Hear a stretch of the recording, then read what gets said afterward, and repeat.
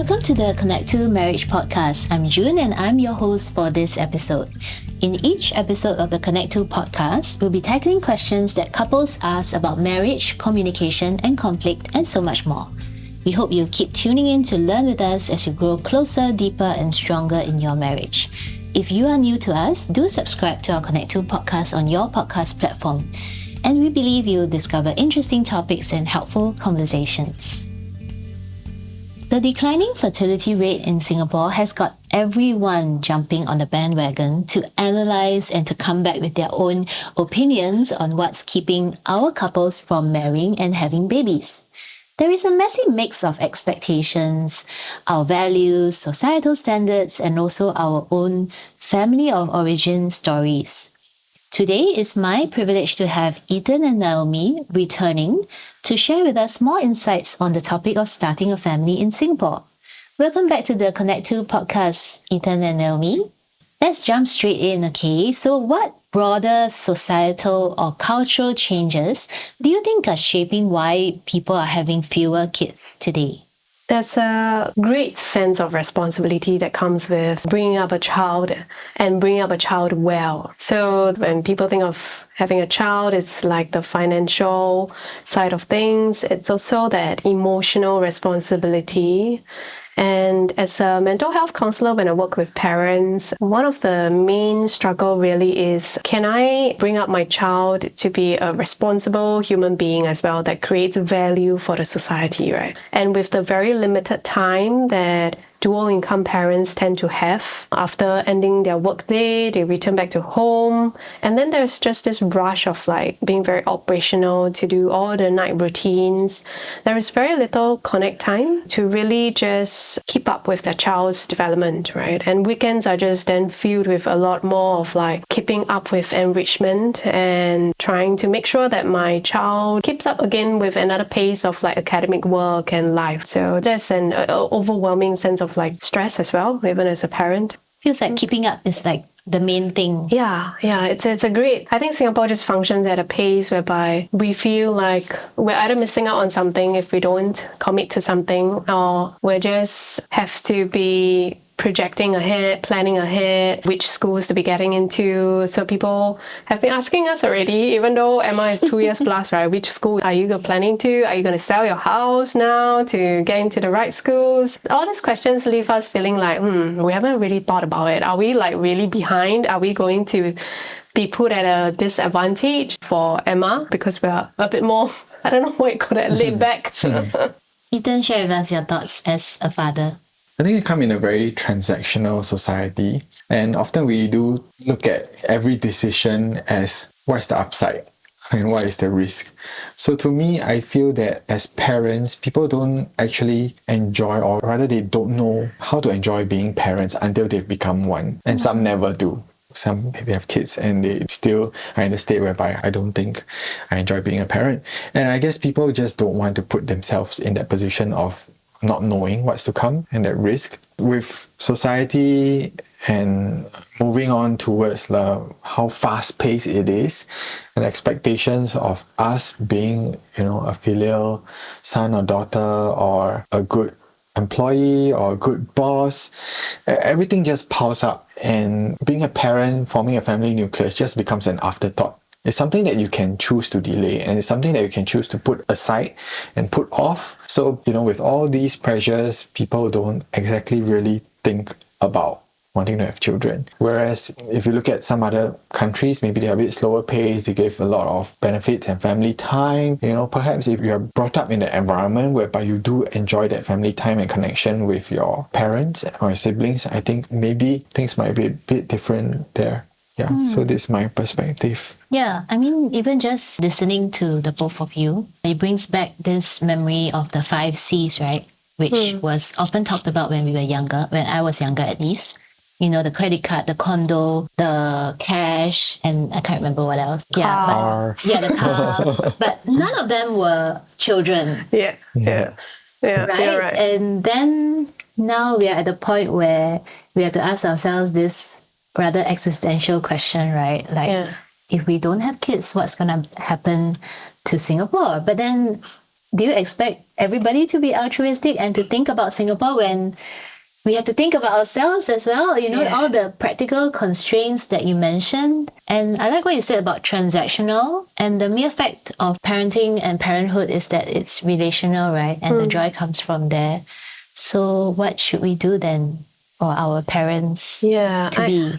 I think that's another layer of because we're all working parents and we're a bit of a sandwich generation, right? So we have to care for our elderly parents and then meet the needs of our young people. So really this creates a lot of that pressure. But in the organization setting where we work in, it really depends on whether your culture of your organization allows for a more friendlier kind of family building environment, right? So if there is flexible working arrangement for you to care for young children that fall sick a lot, I think that helps a lot. And now with the different leave system that we have after giving birth, I think the extension of that also does help.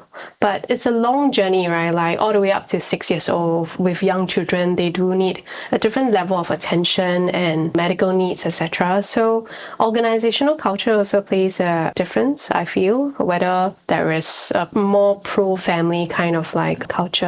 So maybe slowing down and also encouraging more of such family-friendly policies and practices in more workplaces, right? I'm hearing that these are key. What other areas do you think parents or aspiring parents really need to hear more of to gain that courage or even that inspiration to take that step and leap of faith?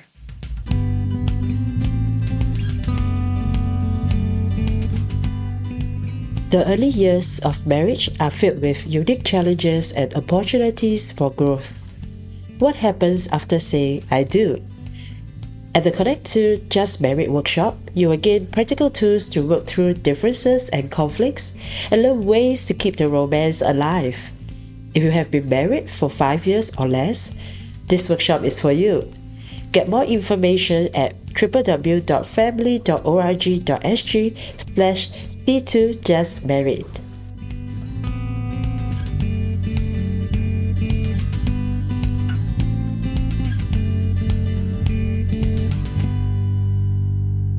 Yeah, I think beyond the financial side of things, it's really being able to emotionally connect to a bigger kind of community, right? Or kampong, right? Knowing that our struggles are kind of normalized and a bit more uniform. So when we kind of started Kindred Haven, we went into building communities because we recognized that parents really needed that space to share about common struggles and then realize that, you're not the only parent that is struggling with anger management. You're not the only one that is having issues with mom's guilt, right? Like leaving my child, in the childcare while I go to work. So when such conversations begin and we realize that we're not alone, I think the emotional side of things is a bit more supported, right? The social structure probably in Singapore needs to change to make way for looking at parents' mental health, parents' emotional regulation. Nobody teaches us how to be good parents. And so that pressure of being good enough parents is quite stressful, right?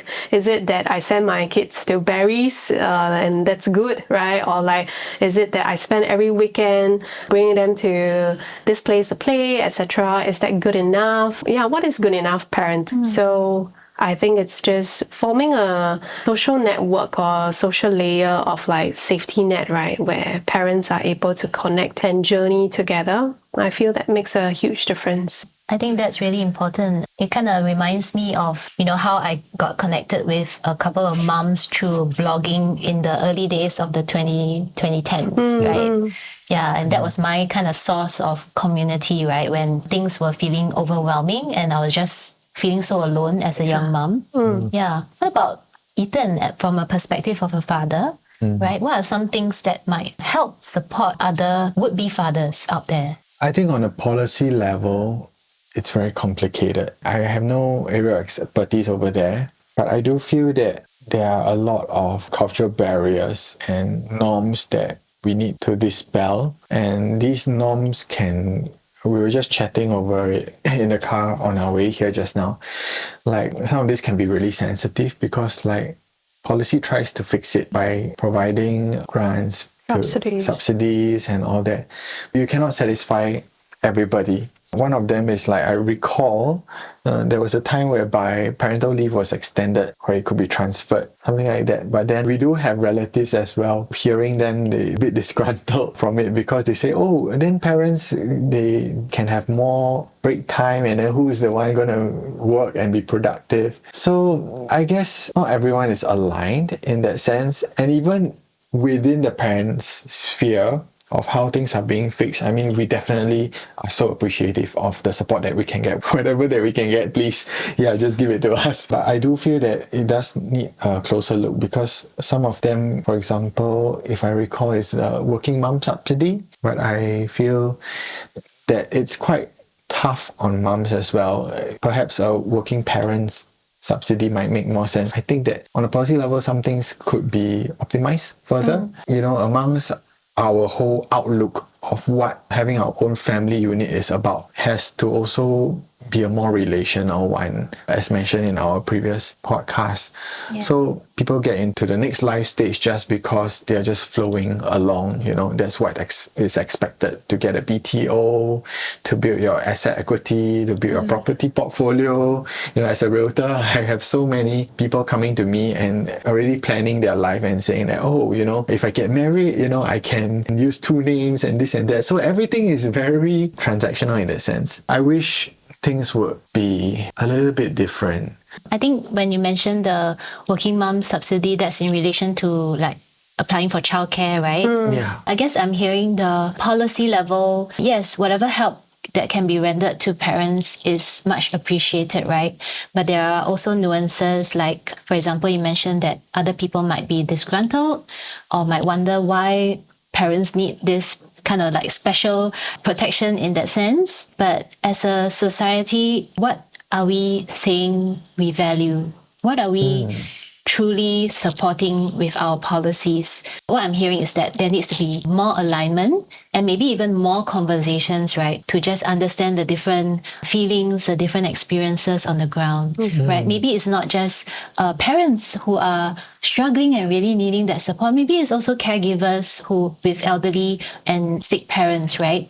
Then what can be so-called extended to them as well. So as a whole of society, maybe we just need more conversations and more common language in that sense to facilitate such change, if that's something that we truly value as a nation. I think there is that whole journey to conception as well that people do struggle with, where marriages are taking place at a later age, and that really does affect fertility. Maybe couples really are trying to have, but they can't, and they go through that whole struggle, and then they decided that it's okay, we'll just be satisfied with each other.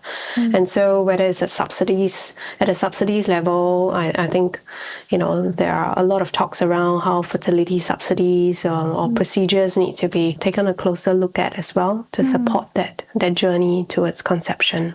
That's a good point. Yeah. Thanks for raising that, Naomi. For each podcast, we address a frequently asked question. So today's question comes from a husband.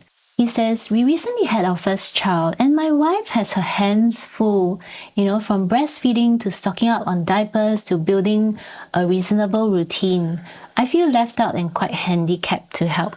What can I do? I think this is a very normal experience that guys have, like being caught up with the operational side of things and trying to support their wife. And it's a very trying period, right? Like where you feel maybe a bit of like, I don't know what I can do. And then my wife is emotionally very charged. So it's interesting because when we had Emma, we were in a cell group where we had 3 other couples who had children, very young children, at the same time, one after another. So we had one group chat with the wives and then one group chat with the husbands, right? And then there's nothing going on in the husbands group chat. Nobody's talking. And then the wives were all chatting.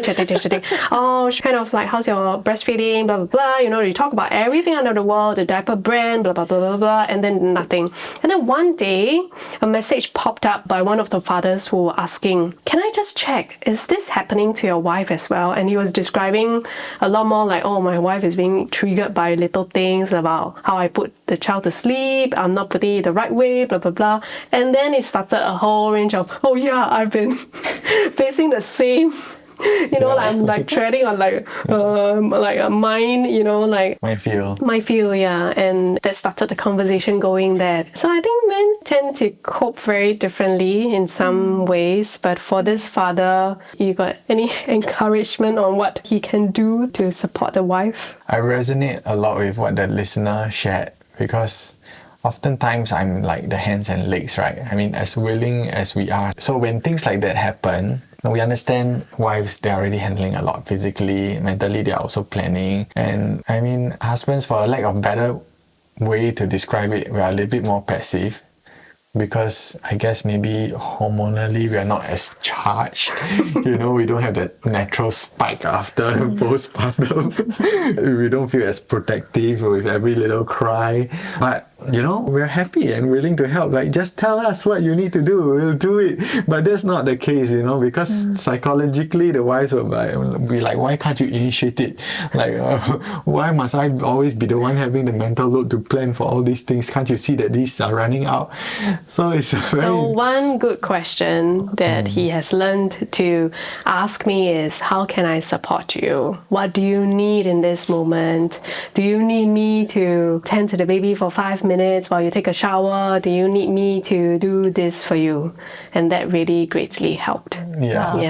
And unfortunately, sometimes we got to learn it the hard way, because, there are times whereby I come home, Naomi wants to spend time with Emma, and she says, I'll put her to sleep. And are you sure you put her to sleep? You'll be in a bad mood because you didn't take your bath and all that, and this happened before, right? I said, yes, I'm sure. Moms are very conflicting because we want to do something, and then after that we feel very disgruntled, like, why am I the one having to do it all the time, right? So I think for moms, we also need to learn how to let go and let our husband do their own thing, because they will be able to put the baby to sleep somehow. You just need to close your eyes and let him do his thing. I think there's a concept called maternal gatekeeping, right, where we kind of feel like we know the best for the child, but that prevents our husbands from getting involved as well. And sometimes we just need to let go as well. Totally agree. And this really brings me back to those early baby carrying days. So to our listener, you're not alone, right? Like, everybody doing this podcast can actually relate to you. So those are great tips, both for mommy as well as daddy. So thank you so much, Naomi. Thank you so much, Ethan, for sharing all those insights on, TFR and how we might potentially make a change, right? Cause a more positive feelings surrounding parenthood. Now, if you were talking to a listener who might be on the fence or maybe even more negative towards, having kids, what might you say to this listener? Last words. So at Kindred Haven, where we started off really wanting to build the mental health of parents, my encouragement is really that there is support if you reach out, whether you're going through grief and loss when in the conception journey, whether you're going through parenting struggles, or whether you just need to find a community where you could resonate with other people and feel a bit more not alone in this whole journey. So reach out and open up at times if you're ready to. There is help to support you as a parent. Thank you, Naomi. Ethan? As much as I would like to encourage for people to have a more positive outlook on parenting, I think it's not for me to decide whether they should be parents or not, because it's a very personal decision and the responsibility is huge. So in that regard, I would say that stay true with what you believe is best for your family and best for your, after discussion with your spouse. But with regards to, a negative perception, I think there's a whole world of good things that can come about. And this can't really be explained or shared through until you see how kids are being brought up and how much of a change we need to have in terms of society. Some people, of course, with every valid reason, they prefer not to have kids because they feel that it's a more responsible thing for them to not have kids, and I fully respect that. Then on the other hand, I feel that if you're on the fence, I think it doesn't hurt to talk to more people, to connect with more people, and it doesn't need to come in the form of like, oh, can I just understand more before I make this decision to have kids, but more of just it's an opportunity to learn and connect with different people in different walks of life as well. I think we are transiting into such a whole new world in terms of our career, in terms of our value system, and as a parent I can only say that we've truly enjoyed that process, and we hope that people will come to the same space, because it's the past. If we think about how the past 2-3 years have been from where we were without kids,